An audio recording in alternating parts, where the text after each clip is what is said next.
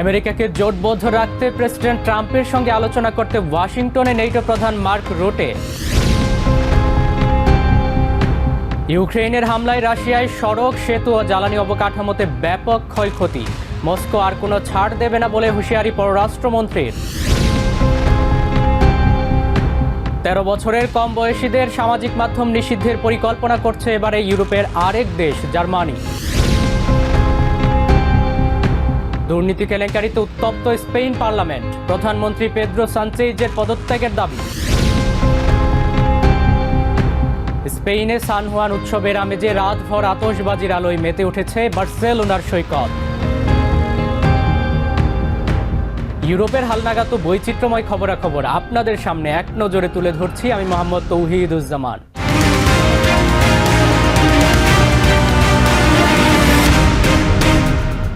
NATO জোটে আমেরিকার অবস্থান ধরে রাখতে কূটনৈতিক তৎপরতা জোরদার করেছেন জোটের মহাসচিব মার্ক রুটে। জুলাইতে নেটো সম্মেলনের আগে বুধবার হোয়াইট হাউসে প্রেসিডেন্ট ডোনাল্ড ট্রাম্পের সঙ্গে বৈঠকে বসছেন তিনি। দীর্ঘদিন ধরেই নেটোর সমালোচনা করে আসছেন ট্রাম্প। তার অভিযোগ, জোটের সামরিক ব্যয়ের বড় অংশ বহন করছে আমেরিকা। ইরান যুদ্ধের পর কয়েকটি সদস্য দেশ সহযোগিতা না করায় ট্রাম্পের অসন্তোষ আরও বেড়েছে। এমনকি তিনি নেটো ছাড়ার হুমকিও দিয়েছেন। এর মাঝেই আমেরিকার প্রতিরক্ষা মন্ত্রী পিট হেগসেথ ইউরোপে আমেরিকান সেনা উপস্থিতি পুনর্মূল্যায়নের ঘোষণা দিয়েছেন। তিনি অভিযোগ করেন, কিছু ইউরোপিয়ান মিত্র দেশ ইরানের বিরুদ্ধে অভিযানে তাদের সামরিক ঘাঁটি ব্যবহারের অনুমতি দেয়নি। তবে রুটে বরাবরই ট্রাম্পকে সন্তুষ্ট রাখার চেষ্টা করেছেন। তিনি সম্প্রতি এক সাক্ষাৎকারে ট্রাম্পের প্রশংসা করে বলেন, নেটো সদস্যদের প্রতিরক্ষা ব্যয় বাড়ানোর পেছনে ট্রাম্পের বড় ভূমিকা রয়েছে। চলতি বছর গত 12 জুন থেকে 22 জুন পর্যন্ত তোলা স্যাটেলাইট ছবিতে ক্রিমিয়া ও রাশিয়ার বিভিন্ন অঞ্চলে সেতু, সড়ক এবং তেল সংরক্ষণাগার সহ গুরুত্বপূর্ণ অবকাঠামোর ক্ষয়ক্ষতির চিত্র দেখা গেছে। সাম্প্রতিক সপ্তাহগুলোতে ইউক্রেন তাদের হামলার পরিধি বাড়িয়েছে। ফ্রন্টলাইনের অনেক পেছনে থাকা রুশ সামরিক সরবরাহ ও লজিস্টিক নেটওয়ার্ককে লক্ষ্য করে ধারাবাহিক হামলা চালানো হচ্ছে। কিয়েভের লক্ষ্য মস্কোর যুদ্ধ সক্ষমতা দুর্বল করা এবং যুদ্ধের গতি নিজেদের পক্ষে নিয়ে আসা। এই পরিস্থিতিতে ইউক্রেন ইস্যুতে নতুন ছাড় নয় বলে সাফ জানিয়েছেন রাশিয়ার পররাষ্ট্রমন্ত্রী সের্গেই ল্যাভরভ। তিনি আরও বলেন, ইউক্রেন সংকট সমাধানে গত আগস্টে আমেরিকার সঙ্গে হওয়া সমঝোতায় মস্কো এখনও অটল রয়েছে, আর তাই এখন ওয়াশিংটনের সিদ্ধান্তের দিকেই তাদের নজর। G7 সম্মেলনের পর আমেরিকার অবস্থান কি তা জানতে চায় মস্কো। গত অগস্টের রাজনৈতিক সমঝোতা মস্কো এখনো মেনে চলছে, তবে এখন সিদ্ধান্ত নেওয়ার দায়িত্ব রাশিয়ার নয়, বরং আমেরিকার উপরেই বর্তায়। ওই প্রস্তাবগুলো মূলত আমেরিকার পক্ষ থেকেই এসেছিল এবং প্রেসিডেন্ট পুতিন সেগুলো পর্যালোচনা করে গ্রহণ করেছিলেন। রাশিয়া কোনো অস্থায়ী সমাধান বা বাইরের চাপিয়ে দেয় আলটিমেটাম মেনে নেবে না। শিশু কিশোরদের অনলাইন ঝুঁকি থেকে সুরক্ষায় নতুন পদক্ষেপের কথা ভাবছে জার্মানি।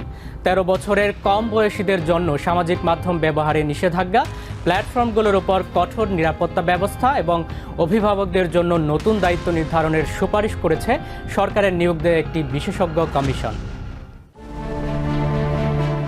সামাজিক মাধ্যমের ক্ষতিকর প্রভাব থেকে শিশুদের রক্ষা করতে নতুন কৌশল প্রণয়নের পথে হাঁটছে জার্মানি। সরকারের নিযুক্ত বিশেষজ্ঞ কমিশন পরিবার মন্ত্রণালয়ের কাছে 56 দফা সুপারিশ জমা দিয়েছে। এর মধ্যে অন্যতম হল 13 বছরের কম বয়সী শিশুদের নিজস্ব সোশ্যাল মিডিয়া অ্যাকাউন্ট পরিচালনায় নিষেধাজ্ঞা।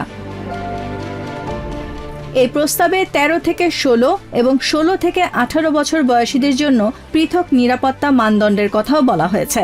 লক্ষ্য হল শিশু কিশোরদের অনলাইন ঝুঁকি থেকে রক্ষা করা, তবে তাদের পুরোপুরি ডিজিটাল জগৎ থেকে বিচ্ছিন্ন না করা।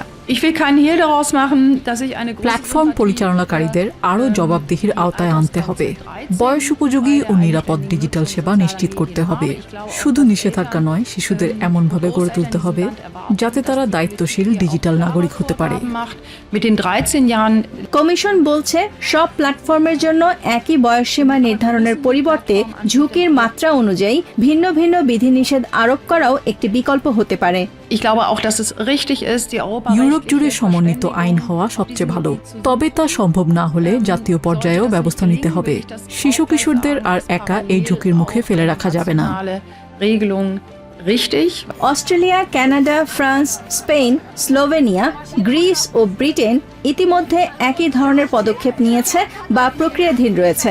জার্মানির সরকারও মনে করছে ভুয়া তথ্য, কৃত্রিম বুদ্ধিমত্তায় তৈরি বিভ্রান্তিকর ছবি, সহিংসতা ও পর্নোগ্রাফি শিশুদের জন্য বড় হুমকি হয়ে উঠছে।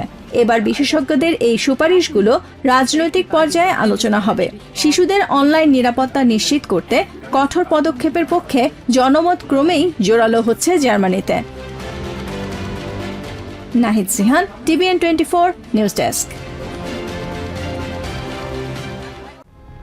ক্ষমতাসীন সোশ্যালিস্ট পার্টির একাধিক দুর্নীতি কেলেঙ্কারি নিয়ে বুধবার স্পেনের পার্লামেন্টে তীব্র তোপের মুখে পড়েছেন প্রধানমন্ত্রী পেদ্রো সানচেজ।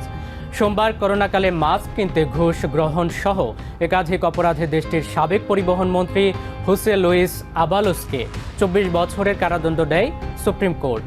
এই ঐতিহাসিক রায়ের পর বিরোধী দল পিপলস পার্টির নেতা আলবার্তো লোনিয়েস ফেইহো প্রধানমন্ত্রীর পদত্যাগ ও আগাম নির্বাচনের দাবি তুলেছেন। তবে 2027 সালের অগাস্টের আগে নির্বাচন দেওয়ার সম্ভাবনা নাকচ করেছে সরকার। বর্তমানে প্রধানমন্ত্রীর স্ত্রী, ভাইসহ 1 ডজন ঘনিষ্ঠজনের বিরুদ্ধে দুর্নীতির তদন্ত চললেও সানচেজের বিরুদ্ধে কোনো প্রমাণ মেলেনি। পার্লামেন্টে নিজের অবস্থান পরিষ্কার করে পেদ্রো সানচেজ বলেন, দুর্নীতিবাজ যারাই হোক না কেন কাউকেই ছাড় দেয়া হবে না। সুপ্রিম কোর্টের রায়কে সরকার পূর্ণ সম্মান জানায়। এই গণতান্ত্রিক দেশে দুর্নীতিবাজদের কোনো ছাড় দেওয়া হবে না। আমি কখনোই এসব অনিয়ম জানতাম না এবং প্রশ্রয় দিতাম না। আমার স্ত্রী 2012 সাল থেকে মাদ্রিদ ইউনিভার্সিটিতে কাজ করছেন, অথচ আমি প্রধানমন্ত্রী হয়েছি 2018 সালে। বিশ্ববিদ্যালয় থেকে এই সফটওয়্যার প্রজেক্টের জন্য তিনি একটা ইউরোও নেননি। তার পারিশ্রমিক শূন্য। স্পেনের বার্সেলোনায় জমকালো আতশবাজি আর উৎসবের মধ্য দিয়ে উদযাপিত হলো ঐতিহ্যবাহী সান হুয়ান উৎসব। বছরের সবচেয়ে ছোট রাতটিকে বরণ করে নিতে সমুদ্র সৈকতগুলোয় ভিড় করেন হাজার হাজার স্থানীয় বাসিন্দা ও পর্যটকরা। দেশ জুড়ে তীব্র তাপপ্রবাহের কারণে উত্তর স্পেনের বেশ কিছু শহরে আগুন জ্বালানো নিষিদ্ধ থাকলেও বার্সেলোনায় উৎসবের আমেজে কোনো কমতি ছিল না। ভোর হতেই সৈকত পরিষ্কার করতে মাঠে নামে পুলিশ ও পরিচ্ছন্নতা কর্মীরা। সমুদ্র তীরের আকাশ জুড়ে রঙিন আলোর ঝলক, আতশবাজি আর সঙ্গীতের মূর্ছনা, সব মিলিয়ে স্পেনের বার্সেলোনা সৈকত যেন এক উৎসবের নগরী। বাইবেল অনুযায়ী সেন্ট জন দ্য ব্যাপটিস্টের জন্মবার্ষিকী উপলক্ষে প্রতি বছর 23 জুন রাত থেকে শুরু হয় ঐতিহ্যবাহী এই সান হুয়ান উৎসব।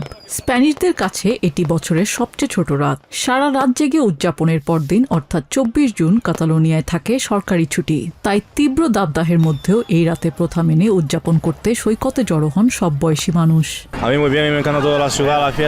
দারুণ একটা পরিবেশ, আমার ভীষণ ভালো লেগেছে।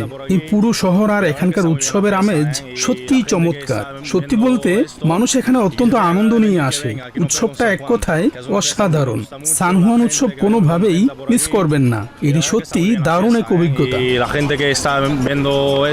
সান হুয়ানের এই উদযাপন মূলত প্রাচীন পৌত্তলিক রাজনীতির সাথে জড়িত। স্প্যানিশদের বিশ্বাস এই রাতে আগুন জ্বালানো কিংবা আগুনের ওপর লাফ দিয়ে সব অপশক্তি দূর হয় এবং পুরো বছরের জন্য সুরক্ষা মেলে। রাতভর নাচ গান আর আতশবাজি পুড়িয়ে মনের আনন্দে মেতে ওঠেন স্থানীয় বাসিন্দা ও বিদেশি পর্যটকরা। অনেকেই আবার মেতে ওঠেন গভীর রাতে সাগরে সাঁতার কাটার রোমাঞ্চে। Icebreaker, like a passport for friendship. You know, you dare to talk with people. Maybe you never dare all the days to talk to the beach or the people. রাত গড়িয়ে সকাল হতেই সৈকতে দেখা যায় ভিন্ন এক চিত্র। উৎসব শেষে সৈকতের বালুতেই ঘুমিয়ে পড়েন অনেকে। ভোর হতেই মাইক বাজিয়ে কিংবা তাদের ডেকে তুলে সৈকত ছাড়ার নির্দেশ দেয় পুলিশ। একই সাথে বিশাল পরিচ্ছন্নতা কর্মীর দল নেমে পড়ে উৎসবের আবর্জনা পরিষ্কার করতে। তবে স্পেনের তীব্র দাবদাহের ঝুঁকির কারণে উত্তরাঞ্চলের বেশ কিছু শহরে এবার আগুন জ্বালানো নিষিদ্ধ করা হয়েছিল। কিন্তু বার্সেলোনা প্রতি বছরের মতো তার চিরচেনা আমেজেই উৎসবটি পালন করে। Nobody was like on kind of phones and stuff. Everyone was just in the moment. And where in England, I feel like that's not really a big thing.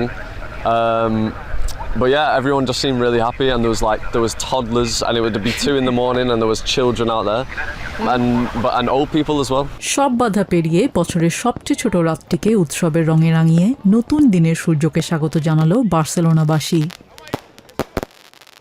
Nijiya Jami, TVN24 news desk. এক নজরে ইউরোপের আরও নানা খবর পেতে চোখ রাখুন TVN24 news নেটওয়ার্কের ইউটিউব ও ফেসবুক পেজে। নিউ ইয়র্ক থেকে সম্প্রচারিত TVN 24 টেলিভিশন বিশ্বজুড়ে বাঙালির কণ্ঠস্বর।